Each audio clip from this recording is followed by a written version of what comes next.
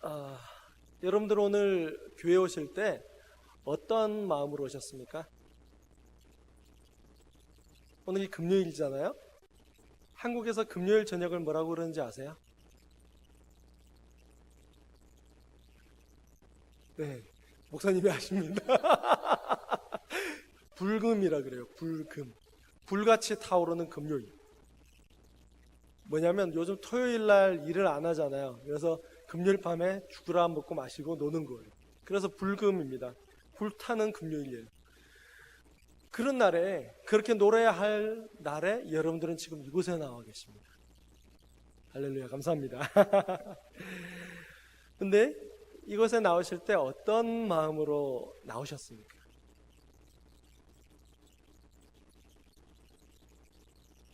어떤 이유로 이곳에 나오셨습니까? 사모하는 마음으로, 예배하는 마음으로. 네, 가장 기본적으로 우리는 예배를 드리러 나왔습니다. 그죠? 예배를 드리러 나왔습니다.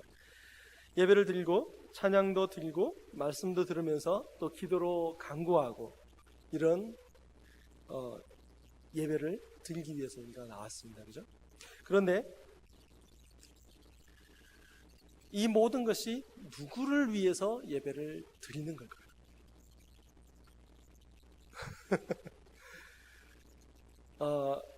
어느 목사님께서 글을 쓰셨는데 그 글에 이런 내용이 있더라고요. 사랑을 할 때 아무리 무조건적인 사랑이라도 나를 위한 사랑의 50% 이상이다. 뭐냐면 내가 사랑함으로써 사랑한다라는 만족감을 얻는 거예요. 자, 그러면 방금 이 사랑에 관한 이야기를 잘 생각하시면서 여러분들에게 다시 한번 질문해 볼 테니까 한번 생각해 보십시오. 여러분들은 예배를 드리러 나오면서 누굴 위하여 나오셨습니까? 그죠? 예, 생각지도 못했던 질문을 받으니까 우리는 흔히 하나님을 예배하러 나오고 하나님을 위해서 나오고 예수님의 그 보혈, 속죄하심, 구속사 많은 것들을 얘기하면서 나옵니다. 그런데 우리 은영 중에 그 뒷방에 있는 그 마음이 있단 말입니다. 우리는 정말 이 끝으로는 이런저런 마음으로 주님 앞에 교회로 모임으로 나오지만 예배로 나오지만 과연 그 뒷방에 있는 나의 모습은 어떤 모습일까? 누구를 위해서 이 예배를 나올까? 한번 생각해 봤으면 좋겠어요. 어떤 사람들은 말 그대로 자기 자신을 위해서 나올 겁니다. 이렇게 하면은 왠지 나는 아닌 것 같죠? 근데 저도 그래요. 가만 보면은요, 저도 기도하고 찬양하고 묵상하고 할 때 하나님 복을 좀 주시면 좋겠는데 이 정도 됐으면 복 좀 주시죠. 이런 마음이 깔려 있는 거예요. 어느 순간. 여러분들은 안 그러세요? 안 그러시면 성인의 대열에 합류하신 것을 축하드립니다. 또 무언가를 기대하는 게 있습니다. 예배를 통해서 무언가를 기대하면서 나오는 거예요. 오늘은 뭐 성가대가 멋있게 부르겠지, 오늘은 찬양팀 멋있게 하겠지, 헌금 오늘 또 참 이건 안 좋은 케이스인데 그동안 제가 여러 교회들을 선교하면서 봐왔던 모습 중에 하나예요. 담임 목사님께 눈도장 찍으려고 나오시는 분들 계시더라고요. 우리 교회는 다행히 그런 분이 없으신 것 같아요. 장로님도 지금 아무도 안 계시잖아요. 아, 이양님 장로님 계시군요. 예전에 한국에 있을 때 작은 교회를 한번 섬기게 됐는데 그분이 정말 바쁘신 분이에요. 정말 바쁘신 분인데 예배를 꼬박꼬박 참석하시는 거예요. 그래서 한 번은 물어봤어요. 장로님 그렇게 바쁘신데 어떻게 오세요? 아유, 목사님 눈에 찍혀야지. 자, 이게 딴 나라 얘기가 아니고요. 어쩌면 우리 안에 있는 얘기들입니다. 어쩌면 우리 안에 숨어 있는 얘기들. 우리가 앞으로 내세우고 있는 그 뒷면에 있는 이야기입니다. 우리는 예배라는 이름으로 모이는 이 우리의 행위 이면에 있는 우리의 모습을 한번 다시 정리할 필요가 있습니다. 우리는 인간입니다. 그죠? 인간은 동물들 중에 하나의 종에 속합니다. 인간 종인지 사람 종인지 하여튼 그렇습니다. 그리고 같은 동물들을 이렇게 살펴보면은요, 무리를 짓는 동물들이 있고 무리를 짓지 않는 동물들이 있습니다. 대부분 무리를 짓는 동물들은 영양이나 사슴, 기린 같이 연약하고 풀을 뜯는 대부분 온순한 초식 동물이에요. 저희 아들이 좋아하는 미어캣 뭐 이런 거. 그런데 무리를 짓지 않는 동물들은요, 대부분 혼자 또는 가족 단위 극소수로 다닙니다. 한번 생각해 보십시오. 표범, 사자, 악어. 악어는 이제 연못이니까 거기에 몰려 있는 것 같지만요, 악어의 사냥 습성은 혼자 사냥합니다. 한번 생각해 보십시오. 강할수록 혼자 있으려고 하고요, 약할수록 모이려고 합니다. 그래서 포식자가 피식자들을 공격할 때 피식자들은 살아남기 위해서 무리를 짓습니다. 무리를 짓습니다. 이거를 군집 생활이라고 하는데요. 보통 이제 동물들을 향해서 군집 생활이라고 하진 않고 그 개미나 벌같이 곤충들을 대상으로 군집 생활이라고 표현을 합니다. 그런데 군집 생활이라는 말 자체가 집단을 이루어서 생활한다라는 의미예요. 가만 보면 약한 존재들은 뭉쳐야 합니다. 그래야 살아남습니다. 강한 존재들은 뭉칠 필요가 없습니다. 그래서 혼자 생활합니다. 우리가 세상을 보더라도요, 약한 사람들은 무리 지을 수밖에 없습니다. 그래서 뭔가 문제가 생기면 같이 모여서 데모하고요. 물론 혼자서 요즘은 컴플레인 해도 워낙 법이 잘 돼 있어서 그렇긴 하지만 그런 형태가 우리 속에도 똑같이 일어나더라는 겁니다. 근데 지금으로 생각하면 좀 잘 안 와닿을 수 있습니다. 저기 원시 시대나 아주 옛날에 한번 생각해 보십시오. 사나운 동물들이 밖에 있고 사람들이 살아가기 위해서 울타리를 치고 그 울타리 안에 모여야 했습니다. 그죠? 그 원시시대 때는 동굴 안에 모여서 살았어야 됐습니다. 이게 바로 군집 생활입니다. 그런데 특별히 강한 것도 없는 우리 인간들을 하나님께서는 흩어지라고 명령하셨습니다. 기억나시나요? 네, 고개를 끄덕이신 분이 한 4분. 여러 다른 여건들을 비교해 봤을 때 우리는 틀림없이 연약합니다. 맨몸으로 나갔을 때는 사자는커녕 표범이나 표범보다 못한 삭 있잖아요. 삭, 고양이, 야생 고양이 수준의 삭도 우리는 사실 이기기 힘듭니다. 그도 차면 되겠지? 아니요, 되게 빠릅니다. 못 그도 차면. 그런 상황 속에서 인간이 살아남으려면 어쩔 수 없이 모여야 돼요. 예전에 아프리카에서 약 지원자 100명을 데리고 실험을 했습니다. 이 광야에서 40일간 살아남으면 당신들 1인당 그 달러로 $10,000씩 주겠습니다라고 했어요. 그런데 아이러니하게도요, 이 100명이 모두 다 살아남았습니다. 어떻게 된 걸까요? 더 넓은 그 아프리카 초원에서 이 100명이 모조리 살아남았어요. 칼이나 무기도 없이 살아남았어요. 불도 없었고요. 그런데 100명이 모조리 살아남았습니다. 왜 그럴까요? 네, 앞에 제가 다 얘기했죠. 모여 있었어요. 모여 있으니까요. 사자도, 호랑이는 거기 없죠. 사자도 덤벼들지 못하고요. 물소떼조차 피해가더라고요. 모이면 이렇게 힘이 있습니다. 그런데 하나님께서 사람들을 흩어지라고 명하십니다. 창세기 1장과 8장에 보시면 그들에게 복을 주시며 이르시되 생육하고 번성하여 충만하고 정복하라. 그러시면서 우리를 흩으셨어요. 쫙 흩으셨습니다. 비록 우리 인간은 연약하지만 하나님께서 복을 주시면 강해질 수가 있다라는 것을 여기서 보여주시는 거예요.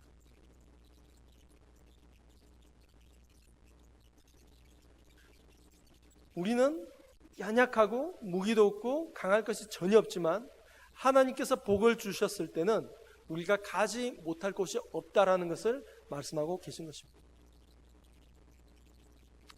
그래서 그 복으로 우리는 번성하고 생육하고 번성하고 땅에 충만하고 또 정복할 수 있었던 것입니다. 지금 세계를 보십시오. 지금 70억이라거든요.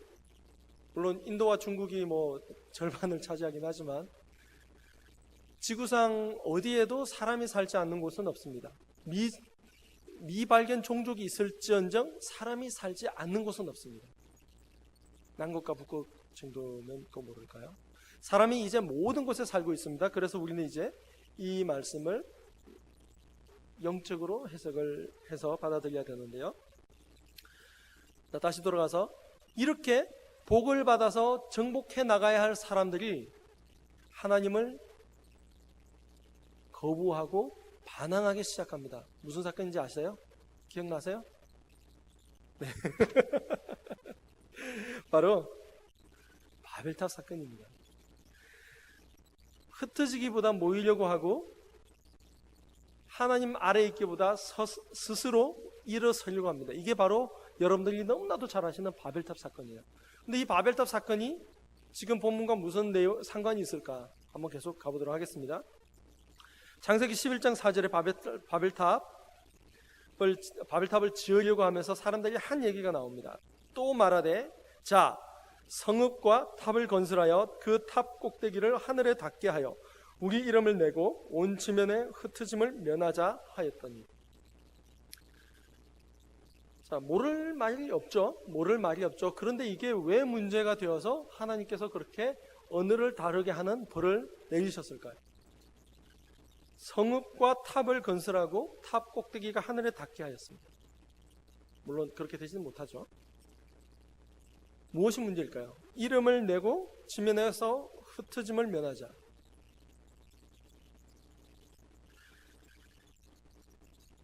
이 사람들이 바벨탑으로 모인 것은요, 철저하게 하나님께서 흩어지라고 한 명령에 반해서 모인 것입니다.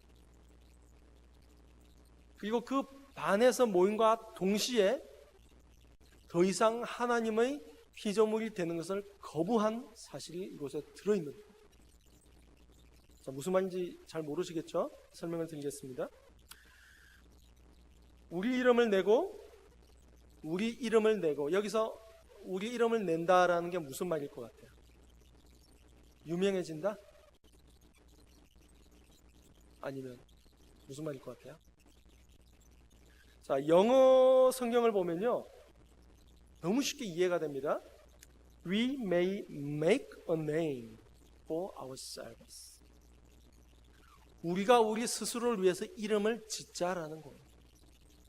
그런데 창세기 1장과 2장을 보시면요, 하나님께서 남자를 만드시고 이 남자를 아담이라 부릅니다. 그리고 아담의 갈비뼈를 빼서 하와를 만들어요. 그리고 아담에게 처음 부여한 일이 뭐죠? 이름을 짓게 합니다. 모든 동식물들의 이름을 짓게 합니다. 이름을 짓는다는 것은 이름을 지음 받은 자가 이름을 지어준 자에게 속한다라는 의미가 있어요. 그래서 하나님께서 아담과 하와를 이름을 지어주신 겁니다. 저만 해도요, 제 이름이 제혁이잖아요. 저만 해도 제 이름을 누가 지으셨냐면 저는 본 적도 없는 증조 할아버지께서 지으셨어요. 제가 좀 예전에 양반이었기 때문에. 그런데 저희 아들의 이름을 지을 때는요, 물론 저희 와이프가 저희 어머니랑 이야기하긴 했지만 저희가 지었습니다. 무슨 의미가 있어요? 내 아들이다 라는 게 있죠. 근데 저는 증조 할아버지가 지었어요. 그래서 증조 할아버지 묘에 가면 제 이름이 적혀 있어요. 한자로 제혁. 그 말은 그 할아버지 가문에 있는 한 사람입니다. 그것과 똑같습니다. 이름을 지어준다라는 것은요, 지어준 자에게 속한다라는 거예요. 그런데 바벨탑을 쌓는 이 사람들이 뭐라고 그랬습니까? 우리가 우리 스스로를 위해서 이름을 만들겠다. 이것은요, 하나님의 영향력을 벗어나겠다. 하나님께서 지으신 피조물의 위치에서 우리가 이제는 독립하겠다라는 것을 의미하고 있는 거예요.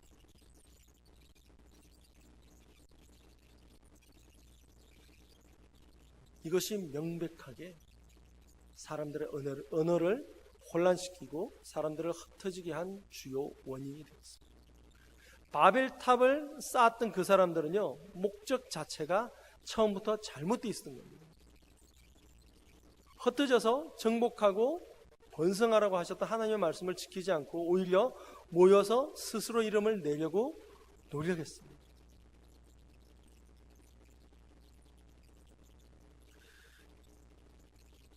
앞서 먼저 말씀드렸지만 우리가 예배로 모일 때도 혹시 자신을 위해서 모이고 있지는 않습니다. 우리도 나도 모르는 사이에 바벨탑을 하나씩 쌓아가고 있지는 않습니다. 하나님께서는 분명히 진정한 예배자를 찾고 계시고 은혜를 부으려고 하시고 말씀을 통하여서 우리를 이 땅에서도 천국을 경험토록 하기 위하여 노력하시는데 우리 스스로가 다른 것들을 먼저 목표로 삼고 목적으로 삼고 이 예배에 나오고 있지는 않는가 말입니다. 무언가 바라는 것이 있어서 또는 교회의 직분자로서 교회에 있는 이 예배에 참석해야 해서 나오는 건 아닌가요? 그러니까 금요일은 보통 그런 분들이 없으실 거예요. 정말 원해서 나오시는 분들이라 믿고요. 아니면 그런 그 예배에 참석하는 행위들을 함으로써 내가 스스로 예배에 참석했어, 오늘 주일 지켰어 라는 만족감으로 스스로 만족하고 또 하나님께서 저 이 정도 했습니다 라고 뭔가 표현하고 싶어서 예배에 나오고 있지는 않냐는 겁니다. 지난주에 남성교회 모임을 홍인혁 장로님 댁에서 모임을 가졌었어요. 그러다가 잠깐 홍 장로님과 얘기를 하던 중에 인본주의라는 것에 대해서 잠깐 얘기를 했었습니다. 그래서 교회 안에 숨어있는 인본주의들에 대해서 잠깐 얘기하곤 했었는데요. 인본주의가 뭔지 아시죠? 사람 중심주의입니다.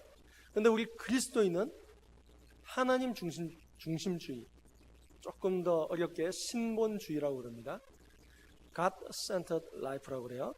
우리는 이렇게 신본주의로 살아야 합니다.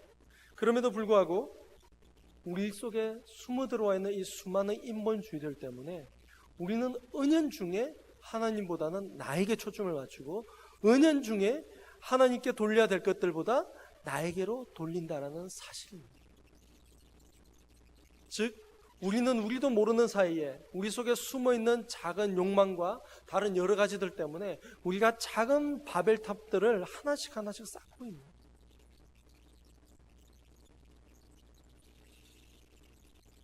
참 이 인본주의에서 벗어나는 것은 힘든 것 같습니다. 너무 깊숙이 들어와 있기 때문에. 너무 깊숙이 들어와 있기 때문에. 어느새 하나님의 성전에서 나를 위한, 내 계획을 위한, 나의 비전을 위한 그런 마음으로 각종 모임, 각종 예배에 참석하고 있지는 않습니까? 가만히 한번 스스로 돌아보기를 원합니다. 바벨탑과 같은 그런 탑을 우리 안에 하나씩 쌓고 있지는 않습니다. 제가 개인적으로 고대 유물 같은 거, 우리 역사적인 유물을 참 좋아하는데요.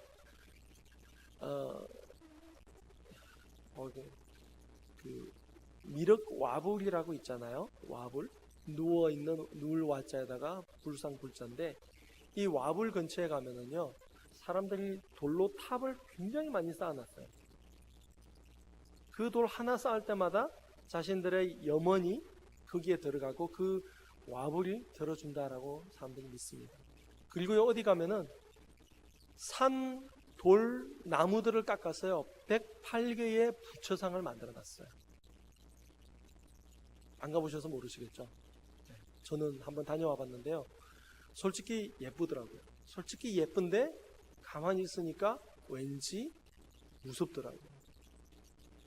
108개의 부처가 나를 본다고 생각해 보십시오. 왜 그렇게 만들었어요? 자신들의 염원을 담아서. 다른 신들은요, 이 세상의 다른 신들은요, 철저하게 인간들을 복되게 또는 인간들에게 도움을 주기 위해 나온 신들입니다. 만들어졌기 때문에. 그런데 우리 하나님은요, 이 모든 예배를 하나님께 돌리도록 하시고 그 이전에 그 모든 하나님을 따르는 자들을 은혜롭게 채워주시고 목적이 달라요.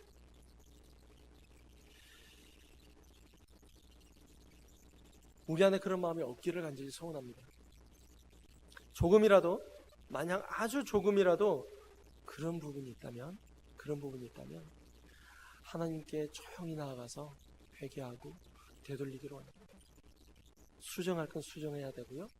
우리 삶을 되돌릴 수 있다면 되돌려야, 조정해야 합니다. 바벨탑처럼 되지 않기 위해서 말이죠. 오늘 사도행전 2장 1절부터 4절까지의 말씀은요, 바벨탑 사건과는 정반대의 사건입니다. 하나님께서는 흩어지라고 하셨고 하나님의 뜻에 반하여서 사람들이 모였었습니다. 그런데 오늘 말씀은요, 예수님께서 제자들에게 모일 것을 권하셨습니다. 제가 읽어드리겠습니다. 사도행전 1장 4절에 보면 사도와 함께 모이사 그들에게 분부하여 이르시되 예루살렘을 떠나지 말고 내게서 들은 바 아버지께서 약속하신 것을 기다리라. 무슨 말이에요? 예루살렘에 모여서 기다리라는 겁니다. 모여서 기다리라는 겁니다. 예수님께서 제자들에게 말씀하신 것은 흩어지지 말고 예수님께서 약속하신 것을 기다리면서 무엇을 허락해 주신지를 보라는 겁니다. 그래서 오늘 말씀을 보면 제자들이 모두 오순절에 모여 있습니다. 오순절이 뭐냐면요, 일종의 다른 말로 77절이라고 하는데 6월절로부터 50일 된 날입니다. 그래서 7일씩 7주간 하면 49일이죠. 그래서 77절이라고도 불러요.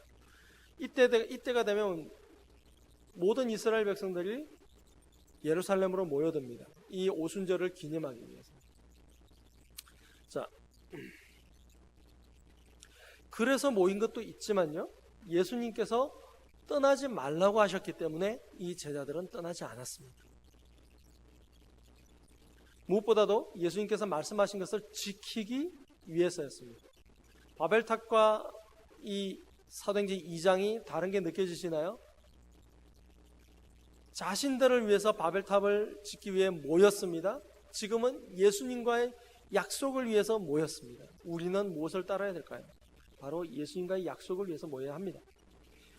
사도행전 1장 14, 15절에 보시면요, 대략 120명의 제자들이 한 곳에 모였습니다. 그리고 이제 마띠아를 뽑고요, 기도하고 있습니다. 제가 읽어드리겠습니다. 아니군요. 죄송합니다. 오직 기도에 힘썼다라고 나옵니다. 저는 휴가 때마다 미국 교회를 가려고 정해놓고 있습니다. 그래서 지난 휴가 때도 미국 교회를 다녀왔는데요, 크든 작든 유명한 교회든 유명하지 않은 교회든 저희들이 가면은, 저희 가족이 항상 같이 가는데 가면은 동일하게 느끼는 게 있습니다. 그게 뭐냐면요, 예배 전에 이들이 예배를 위해서 먼저 기도하고 있다는 사실입니다. 제가 타임스퀘어 처치를 갔을 때도요, 극장 형식으로 된 그 제일 앞자리 그 막이 내려져 있거든요. 그 앞에서 사람들이 줄을 서서 서가지고 거기서 기도하고 있고요. 거기 자리를 못 잡은 사람은 앉은 자리에서 기도하고 있었어요. 그리고 작년에 저희 찬양팀이 갔던 드락 처치 같은 경우는 이미 그 마음이 다 열려서 왔어요. 이미 밖에서 다 열려서 왔어요. 열려서 와가지고 안에서 찬양하고 있으니까 이미 그 찬양의 그 깊은 영성 속으로 들어가더라고요. 다른 일 할 틈이 없어요. 이미 영적으로 예배가 시작된 것입니다. 그래서 정말 별거 아닌 순서인데도요, 그때 애가 태어나서 왔는데 목사님께서 축도하시니까 모든 그 회중들이 박수를 치면서 축복을 해주는 거예요. 그런데 그러면서 어떤 분들은 눈물을 흘리세요. 이미 깊은 영적인 교감으로 들어가 있기 때문입니다. 그래서 별거 아닌 순수에도 사람들이 고백하고요, 눈물 흘리고요, 감사드리고 찬양하고, 그런 모습들이 얼마나 부러운지 모릅니다. 그래서 그런 교회들은 해가 가면 갈수록 성도들이 늘어남을 볼 수 있습니다. 그런데 예배 전에 기도하지 못하고 영적으로 열려있지 못한 교회들, 저는 주로 우리 한국 교회들이 거기에 해당된다고 생각해요. 다는 아니겠지만 이런 교회들은 예배 시작 전의 모습을 보면 너무 영적이지 않습니다. 물론 영적인 예배를 드리러 나왔지만 영적인 준비가 전혀 되어 있지 못함을 바라봅니다. 마치 극장에서 불 꺼지기 직전에 이 영화 시작하기를 기다리는 사람들 같은 모습일 때가 너무 많습니다.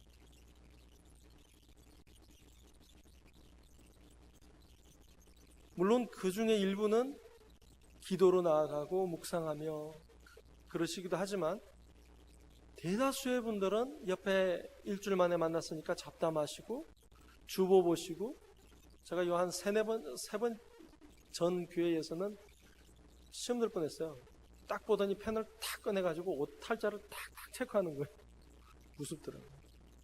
예배에 나왔는데 그게 보일까요?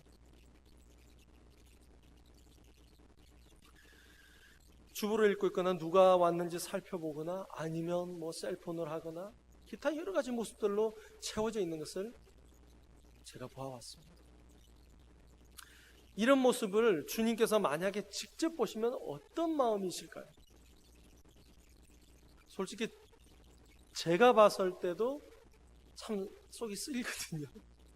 예배 드리러 왔는데 저 주보 좀 그만 보지, 이런 생각이 막 들어요. 그런데 주님께서 보신다면 주님의 마음이 어떠실까요? 어쩌면 통탄해 하실지도 모르겠습니다. 어쩌면 성전 정화 사건처럼 제2의 성전 정화 사건을 일으키실지도 모르겠어요. 째책을 만들어서 내리치시면서 나가라고, 만민이 기도하는 집을 장사꾼들의 소굴로 만든다고, 그럴지도 모르겠어요.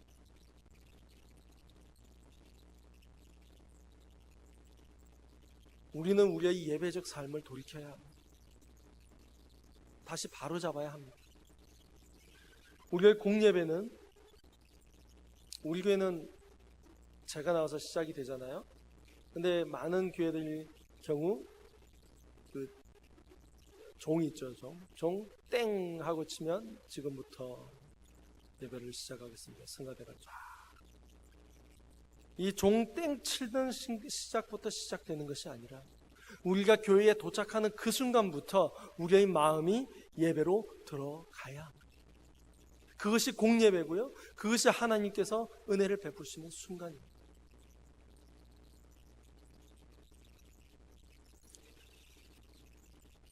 쉽게 얘기해서 우리의 공예배는 우리의 삶을 통해서 먼저 시작된다는 것입니다.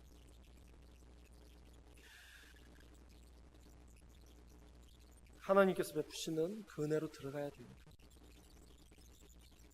바벨탑을 쌓던 사람들과 지금의 우리가 이 예배의 모임에 나아가는 자세가 같아서는 안 됩니다. 바벨탑을 쌓던 그 사람들의 마음 자세로 우리가 예배에 나와서는 안 된다는 겁니다. 하나님께서 원하시지 않습니다. 예수님의 말씀대로 다락방에서 기도하던 제자의 모습으로 나아가야 됩니다. 하나님께서 오늘은 또 어떤 은혜를 베푸실까? 우리에게 어떤 말씀을 하실까? 나에게 하시고자 하는 말씀은 무엇일까? 기대하며 기도하며 기다리며 나아가야 한다는 것입니다. 이것이 말씀대로 모이는 교회입니다. 이것이 하나님께서 원하시는 예배인 것입니다. 그때 하늘로부터 급하고 강한 바람 같은 소리가 있을 것입니다. 성령의 불 같은 것이, 성령의 바람 같은 것이 우리 위에 임하실 줄 믿습니다. 그래서 우리 교회의 모든 예배가 정말 누구든지 오면 깊은 영성에 함께 들어가고 하나님과의 깊은 관계 속으로 들어갔다가 마치고 나선 친교와 함께 우리의 사랑을 나누는 그런 교회가 되기를 간절히 소원합니다. 그래서 날마다 하나님의 은혜가 넘치고 간정이 넘치고 또 그런 은혜들로 인해서 우리가 연약한 자들을 돕고 또 믿지 않는 자들, 불안한 자들을 선교하는 그런 교회가 되기를 간절히 소원합니다. 이런 하나님의 은혜를 누리는 우리 무기 공동체, 우리 올리브 장로교회가 되기를 간절히 소원합니다. 기도하겠습니다.